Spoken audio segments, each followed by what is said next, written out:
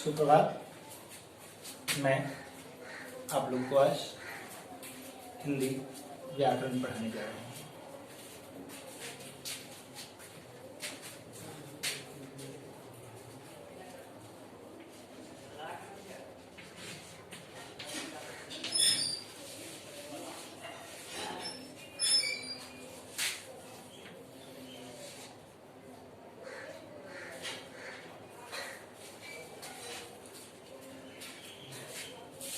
हिंदी व्याकरण में सबसे पहले जो आता है भाग वो है भाषा।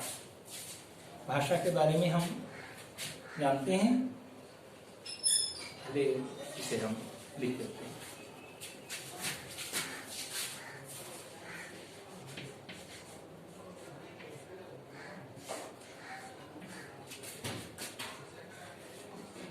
जिस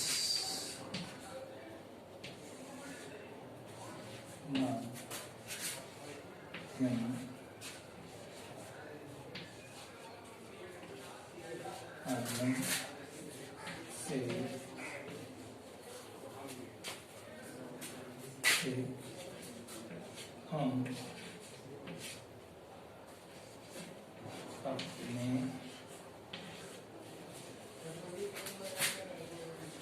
भावों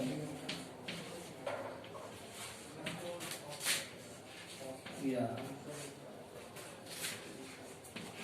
विचारों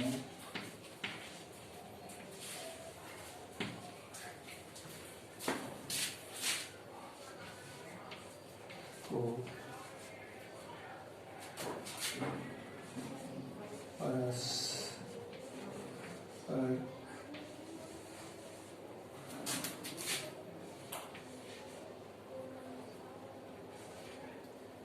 व्यक्त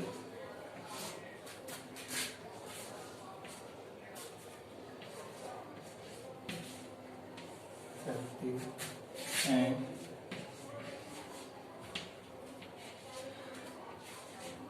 उसे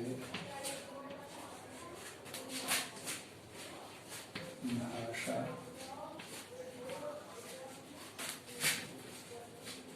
कहते हैं।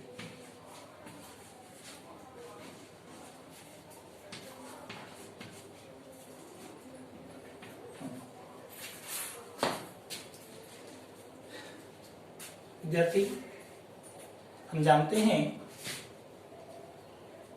कि हम एक सामाजिक प्राणी हैं।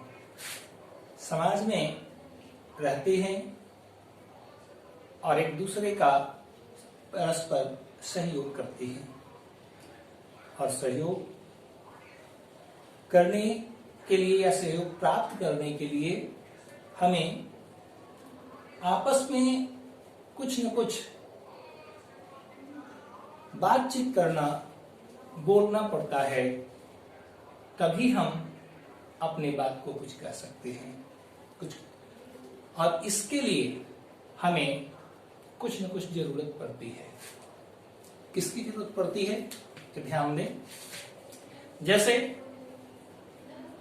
हम को कहीं जाना हो, हमको यदि कोई खाना हो, हमें पढ़ना हो, लिखना हो, अर्थात कोई भी कार्य करना हो, किसी न किसी चीज की जरूरत पड़ती ही है। यानी कोई न कोई साधन हमें चाहिए। जैसे पानी पीने के लिए ग्लास चाहिए, लिखने के लिए कलम पेंसिल चाहिए, कहीं यात्रा करने के लिए भी हमें कोई न कोई साधन की आवश्यकता होती है, साइकिल, मोटर इत्यादि। वैसे ही हम जब अपनी बात को किसी के सामने रखते हैं या कोई व्यक्ति से हम उसकी बात को जानने की कोशिश करते हैं, जानना चाहते हैं, तब हमें जरूरत पड़ती है। अब ध्यान देंगे, वो किस चीज की जरूरत पड़ती है? उसके विचारों को अपने तक लाने की या उस तक पहुंचाने की। और वो उस समय जिस साधन की जरूरत पड़ती है वही साधन होता है भाषा। भाषा में आप ध्यान देंगे, इसकी परिभाषा हमें सबसे पहले मालूम होनी चाहिए कि भाषा आखिर है क्या। हमने तो समझा दिया ही ऐसे की जरूरत पड़ती है किस तरह से। तो पहले हम परिभाषा ले लेते हैं और परिभाषा आपके सामने उपस्थित है। इन परिभाषाओं को जानने के लिए सबसे पहले हमको इनमें लिखित कुछ शब्द जो हैं उन पर भी ध्यान देना जरूरी है, क्योंकि प्रत्येक शब्दों के बारे में यदि हमें जानकारी नहीं होगी तो हम इस परिभाषा को अच्छी तरह समझ नहीं सकते। तो ध्यान देंगे, वो शब्द हैं जैसे माध्यम, जैसे भाव या विचार, जैसे परस्पर, जैसे व्यक्त। ध्यान देंगे, माध्यम अर्थात साधन, भाव जैसे हम खुश होते हैं, दुखी होते हैं, उस समय हम अपने भाव को व्यक्त करते हैं। और दुख को हम बोलकर व्यक्त नहीं कर सकते, कई बार लिखकर या जैसे भी हो हम व्यक्त करते हैं। तो व्यक्त करते समय हमें जरूरत पड़ती है भावों को व्यक्त करने के लिए, वो माध्यम। विचार, जैसे किसी ने कहा हमें सत्य बोलना चाहिए, हमें किसी के साथ कोई बुराई नहीं करनी चाहिए, ये उसके विचार हैं, ये उसके बात हैं। तो ये विचार का अर्थ समझ गए होंगे। और परस्पर मतलब होता है आपस में एक दूसरे से। व्यक्त प्रकट करना, पहुंचाना, उपस्थित करना, सामने ला देना, ये होता है। तो इस तरह हम ये जान रहे हैं। तो अब कह सकते हैं, परिभाषा फिर से देख लेंगे, जिस माध्यम से हम अपने भावों या विचारों को परस्पर व्यक्त करते हैं उसे भाषा कहते हैं। ध्यान देंगे, इसमें एक और उदाहरण से समझेंगे। जैसे हमें नदी को पार करना है, नदी पार करते समय हमें किसी न किसी साधन की तो आवश्यकता पड़ेगी ही। कोई भी साधन हो सकता है, नाव भी हो सकता है नाव ना हो तो पुल बना दिया गया होगा, यानी पुल एक साधन हुआ। हो सकता है उसे पार करने के लिए और भी कोई साधन हो सकते हैं, यानी कोई ना कोई साधन अपनाना होगा। तैरना ही, एक तैरना आपको आता है तो तैर कर पार कर सकते हैं, यानी कोई ना कोई माध्यम आपके पास होना आवश्यक है। यदि आपके पास वो माध्यम नहीं होंगे तो आप इस पार से उस पार न जा सकते हैं, न उस पार से इस पार आ सकते हैं, यानी कोई न कोई साधन अपनाना होगा। नाव, तो नाव पर चढ़ेंगे तब आप वहां पहुंचेंगे, यानी नाव जो है आपको यहां से वहां ले जाने या वहां से यहां लाने का काम करता है। वैसे ही इसमें भाषा भी जो है सो कि आपके भावों या विचारों को उन तक या उनकी भावों या विचारों को आप तक लाने और ले जाने का एक साधन है, माध्यम है। इसलिए हम भाषा को इस रूप में देख सकते हैं, यानी कह सकते हैं यदि भाषा को यदि हम नौका मान ले तो उस पर सवार होने वाले जो हैं वो व्यक्ति के रूप में भाव और विचार हैं, जो उस पर सवार होकर वहां तक जाता है या वहां से वो सवार होकर यहां पर आता है। अब इसे हम जान लेने के बाद ये भी जानते हैं कि हम हर हमेशा एक ही तरह से व्यवहार नहीं कर सकते। अब व्यवहार क्या नहीं व्यवहार कर सकते, तो जैसे हम यदि व्यक्ति सामने है तब हम अपनी बात को कह दिए, हम अपने विचार अपने भाव को उसके सामने व्यक्त कर दिए कि हम दूध पीना चाहते हैं, हमें शरबत अच्छा नहीं लगता है, हम नींबू पसंद करते हैं, हम ज्यादा मीठा खाना पसंद नहीं करते हैं। ये तो सामने उसके कह दिए, यदि सामने है तो। यदि वो सामने नहीं है तो, जैसे उसके हम कई दिनों के बाद पहुंचने वाले हैं और वो हमारे लिए भोजन तैयार कर रहा है, तो कौन सा भोजन बना देगा? या फिर जो डॉक्टर के पास जाते हैं और वो हमें दवा कह देता है कि फलानी फलानी दवा आप जैसे कि लेकर के अपने मरीज को खिला दीजिए। हम क्या लेकर के खिला सकते थे?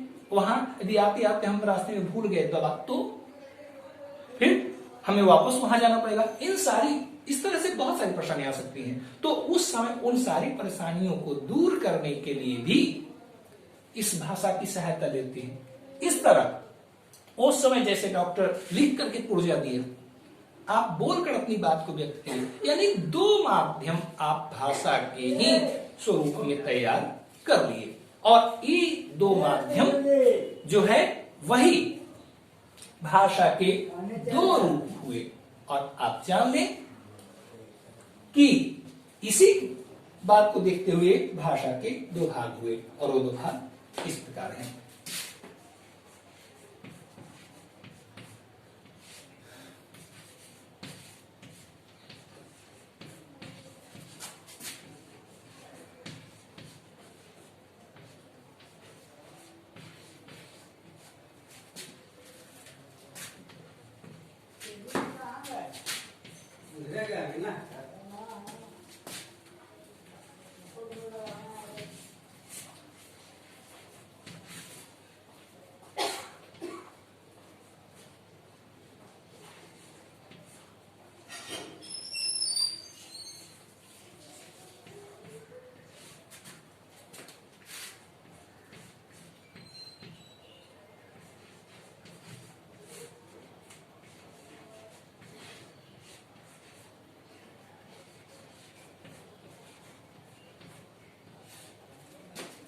ध्यान देंगे, इसे लिखित रूप में हम इस तरह से कहते हैं कि भाषा के दो भेद हैं।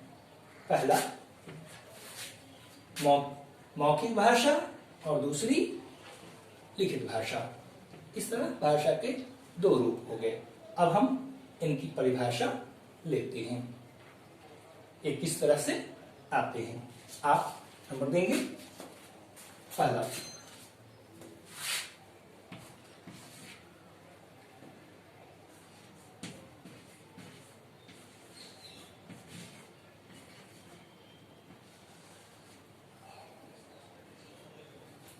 पहली भाषा जो है वो है मौखिक भाषा। अब ध्यान देंगे कि सर यहाँ पर क्यों लिख दिए, एक ही बार ध्यान देंगे विद्यार्थी, आपकी ये अपनी सहायता के लिए कर ली है और इससे आपको भी सहायता मिलेगी। ध्यान देंगे, मौखिक भाषा जिस माध्यम से हम अपने भावों या विचारों को परस्पर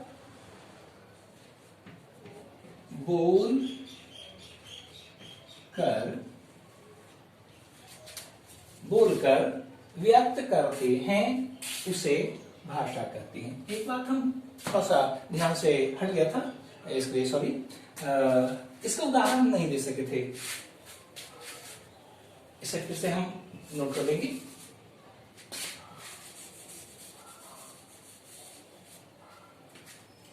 भाषा के जो उदाहरण होने चाहिए थे उसे हमने छोटे से नहीं दे पाया था, ध्यान देंगे। जैसे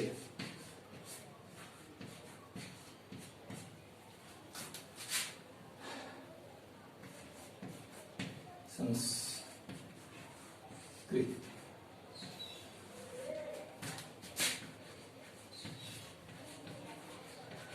हिंदी,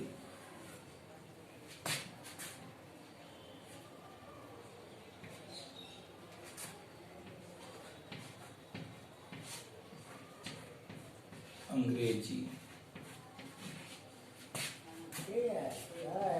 आदि। जैसे संस्कृत, हिंदी, अंग्रेजी, ये सभी भाषा के अंतर्गत आते हैं। आपको एक बात और बता दूं, बहुत पहले शुरुआत में भाषाओं की संख्या 2796 थी, 2796, परंतु अब बहुत सी भाषाएं लुप्त हो चुकी हैं।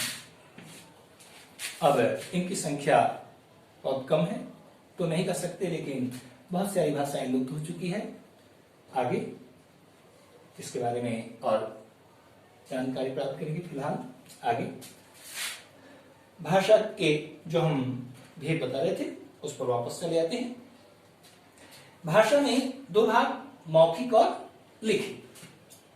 मौखिक भाषा की परिभाषा हम पहले ले लेते हैं एक एक करके, और फिर हम इसके बारे में विस्तार से और अच्छी तरह से समझेंगे, ध्यान देंगे। पहला हम देखते हैं मौखिक भाषा।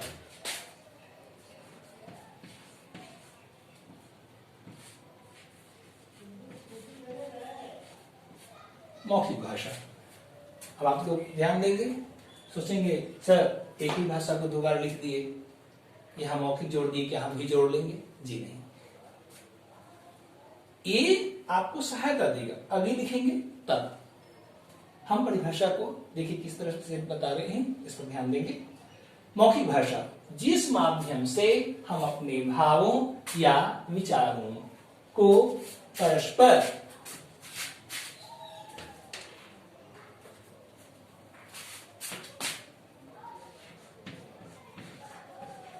बोलकर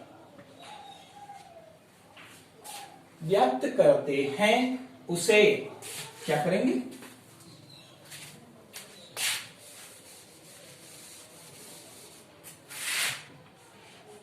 मौखिक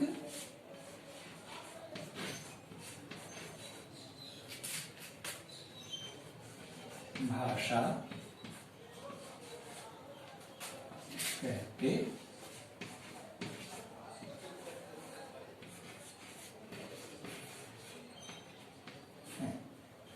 ध्यान देंगे, जब बोलेंगे तो यही भाषा,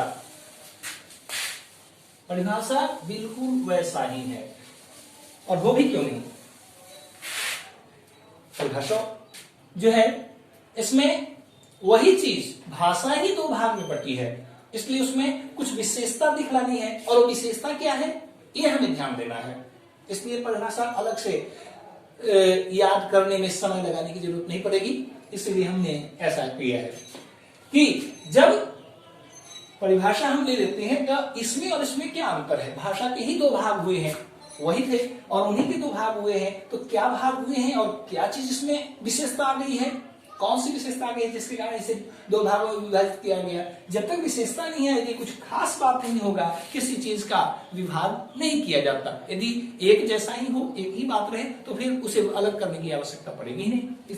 तो इसमें अलग करने की आवश्यकता पड़ गई है, और हमें सहूलियत है, और आपके लिए, आपकी सहायता के लिए हम इस तरह की बात कर रहे हैं, ताकि ज्यादा परिभाषा लिख करके याद करने में आपको परेशानी ना हो, इसके लिए हमने ऐसा प्रयास किया है। तो मौखिक भाषा में सिर्फ अंतर क्या है, भाषा तो ही है, सिर्फ उसमें हम बोल देते हैं उसी भाषा को। जैसे हिंदी है, हिंदी को हम बोल करके आपके सामने प्रस्तुत करते हैं, अंग्रेजी को आपके सामने बोलकर प्रस्तुत करते हैं, संस्कृत को आपके सामने बोलकर प्रस्तुत करते हैं, तो वही संस्कृत भाषा मौखिक भाषा बन जाती है जब बोलते रहते हैं। तो जैसे अभी हम बोल रहे हैं आपके सामने, तो इस समय हम किस भाषा का प्रयोग करें? मौखिक भाषा का। और यदि हम इसी को यदि लिख देंगे, जैसे ये लिखा हुआ है, तो लिख देंगे तो यही भाषा लिखित भाषा बन जाएगी, और कुछ खास अंतर इसमें नहीं है। फिलहाल इसका उदाहरण देखेंगे। जैसे आप याद करने के लिए लिख सकते हैं, भाषण,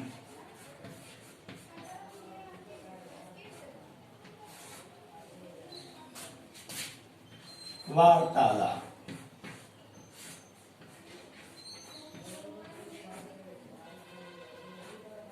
वार्तालाप अर्थात बातचीत। उसी तरह से गाना, ध्यान देंगे, गाना जब लिखा हुआ हो, यानी जब तो नहीं, जब हम मंच पर गा रहे हैं उस समय ये गाना जो है सो की मौखिक भाषा में आएगी।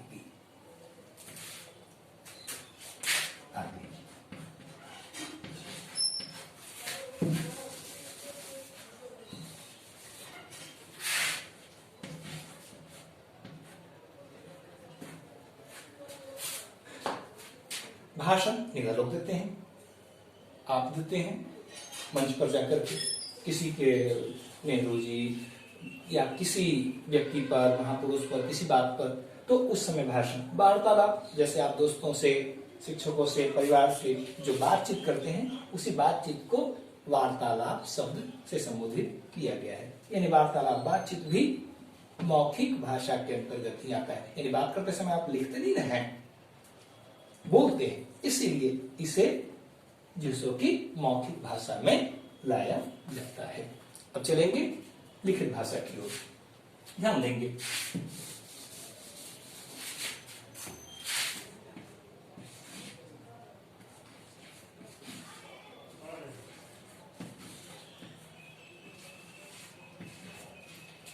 फिर आप सोचेंगे, फिर वैसा ही कि कुछ नहीं हमको करना है, बस आप नंबर देकर के, हाँ आप इस तरह इसमें मेंशन नहीं करेंगे, इसमें मिलाने की कोशिश न करेंगे, आप इसकी परिभाषा अलग ही लिखेंगे नंबर देकर। देखिए मैंने नंबर दे दिया और नंबर देकर लिखा है, आपको भी नंबर देकर के ही लिखना है। अब मैं दूसरी परिभाषा लिखने जा रहा हूं, ध्यान देखिए। लिखित भाषा जिस माध्यम से हम अपने भावों या विचारों को परस्पर एक दूसरे से क्या करके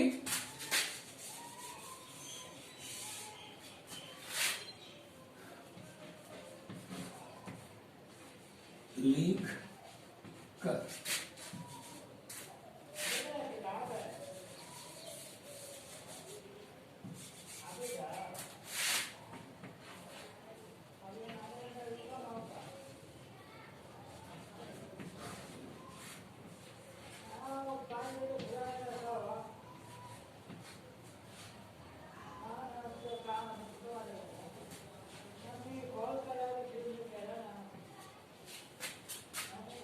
व्यक्त करते हैं, उसे क्या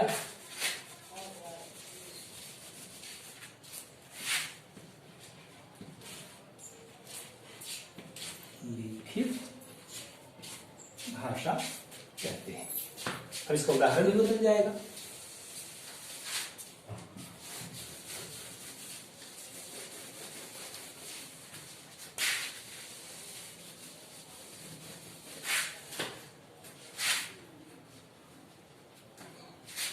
जैसे लिख करके क्या कर सकते हैं, आपको कैसे भेजेंगे लिख करके, तो ध्यान देंगे। सबसे पहली बार तो लिखने की बात आती है तो पत्र पहला ध्यान आता है, ध्यान दीजिएगा पत्र। दूसरा परीक्षा देते हैं तो उस समय हिंदी में अवश्य आता है क्या, निबंध। इतना ही नहीं, आपको कविता भी लिखने के लिए आता है।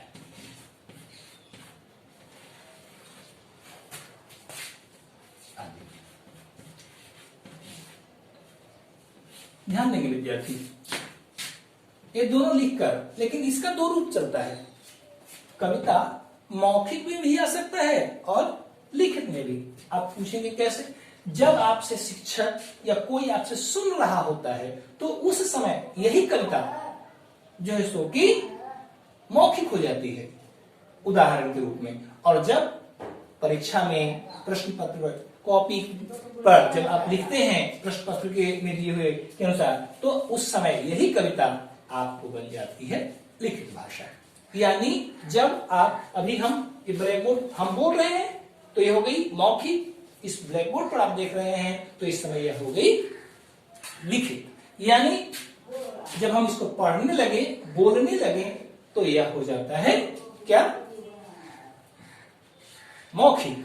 और जब हम इसको लिख देते हैं, लिपिबद्ध कर देते हैं, तो यही चीज हो जाती है लिखित। इस तरह हम इसके बारे में जान लेते हैं। आप इसके आधार पर आप ध्यान देंगे। अब हम इस परिभाषा के साथ अपनी बात समाप्त करते हैं। अगले भाग में फिर हम आगे की पढ़ाई से आप रूबरू करेंगे। तब तक के लिए धन्यवाद।